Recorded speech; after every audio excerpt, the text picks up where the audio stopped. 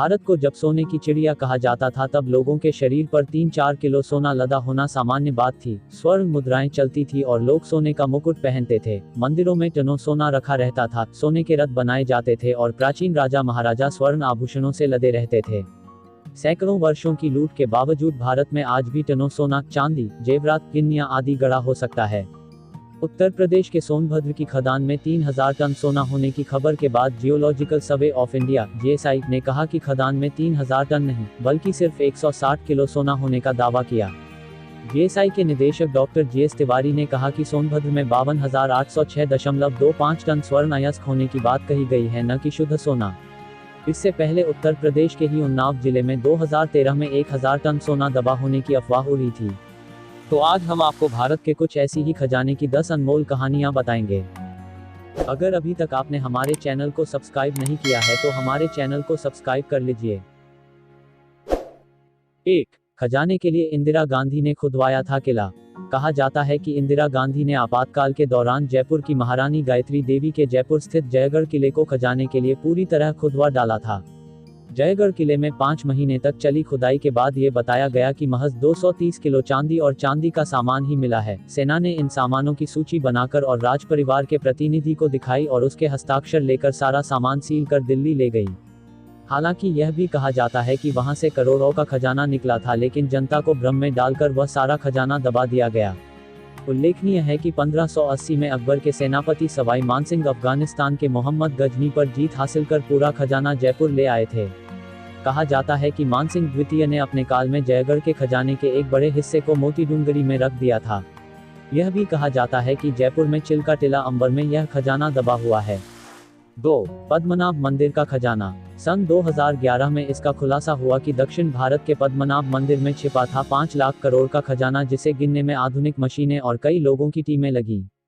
फिरकी तहखाने से पाए गए खजाने में से कुछ तहखाने को खोलकर देखने की मनाही थी, क्योंकि मंदिर प्रशासन और भक्तजनों को किसी अनहोनी घटना और अशुभ के होने का डर था। 2011 में कैग की निगरानी में पद्मनाभ स्वामी मंदिर से करीब 1 लाख करोड़ रुपए मूल्य का खजाना निकाला गया था। यह खजाना त्रावणकोर के महाराजा का बताया जाता है। 3. मोक्कंबिका मंदिर का खजाना। कर्नाटक के पश्चिमी घाट में कोलूर में स्थित मोक्कंबिका मंदिर में भी खजाना दबा होने का दावा किया जाता है। खजाने के दावे से इत्र मंदिर में रखे जवाहरात की कीमत ही लगभग 100 करोड़ रुपए बताई जाती है। मान्यता अनुसार मंदिर के खजाने की सांप रक्षा करते हैं। यहाँ एक चेंबर में सांप का निशान बना हुआ है। 4. सोन भंडार गुफा। यह गुफा बिहार के छोटे से शहर राजगीर की वैभरगिरी पहाड़ी की तलहटी में स्थित गुफा है। यहीं पर बुद्ध ने मगध के सम्राट बिंबिसार को धर्मोपदेश दिया था। किंवदंतियों के मुताबिक सोन भंडार गुफा में भरा है सोने और बहुमूल्य खजाने का अकूत भंडार। ऐसा माना जाता है कि खजाना एक 10.4-5.2 मीटर आयताकार मजबूत कोठरी में कैद है, जिसका रास्ता शायद किसी को पता नहीं।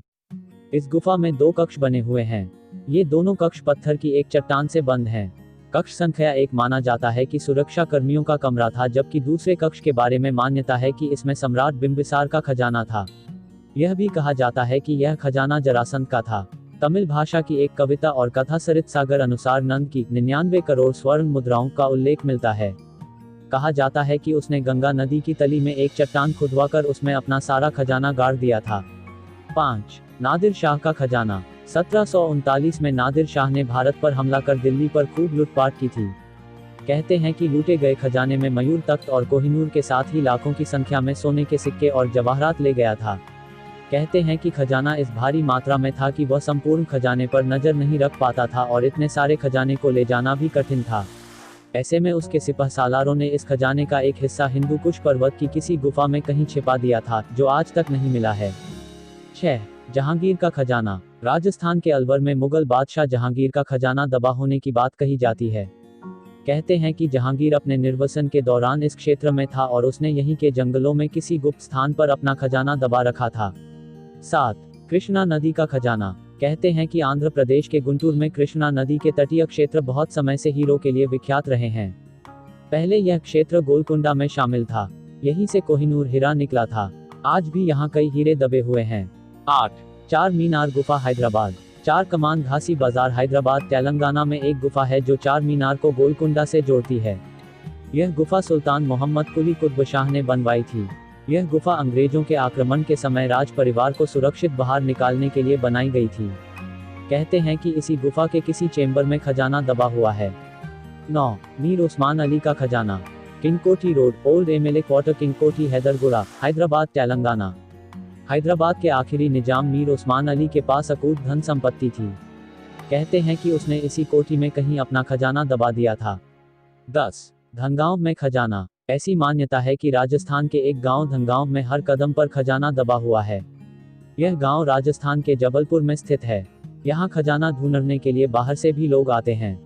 गांव के लोगों का दावा है कि यहाँ जहाँ भी खुदाई की जाए वहाँ खजाना मिलेगा। इस गांव में इतना खजाना है कि पूरे जबलपुर की काया पलटी जा सकती है। आज भी ऐसी कई जगह हैं जिनके बारे में कोई नहीं जानता।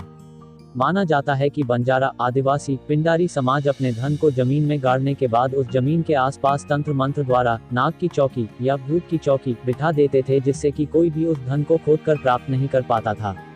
जिस किसी को उनके खजाने के पता चल जाता और वह उसे चोरी करने का प्रयास करता तो उसका सामना नाग या भूत से होता था। हालांकि इन बातों में कितनी सच्चाई है यह हम नहीं जानते, लेकिन ऐसी बातें समाज में प्रचलित है। राजा तो अपने खजाने को छिपाने के लिए बाकायदा बड़ी बड़ी सुरंगें या तहखाने बनाते थे। कुछ तो लंबी चौड़ी बावड़ियां बनाते थे जिसमें पानी के बहुत अंदर जाने के बाद नीचे गुफा या सुरंगों का निर्माण करते थे, जहां वे सोना चांदी और हीरे जेवरात रखते थे और फिर बाहर से उस सुरंग को बंद कर देते थे। आज भी ऐसी कई जगह हैं जिनके बारे में कोई नहीं जानता।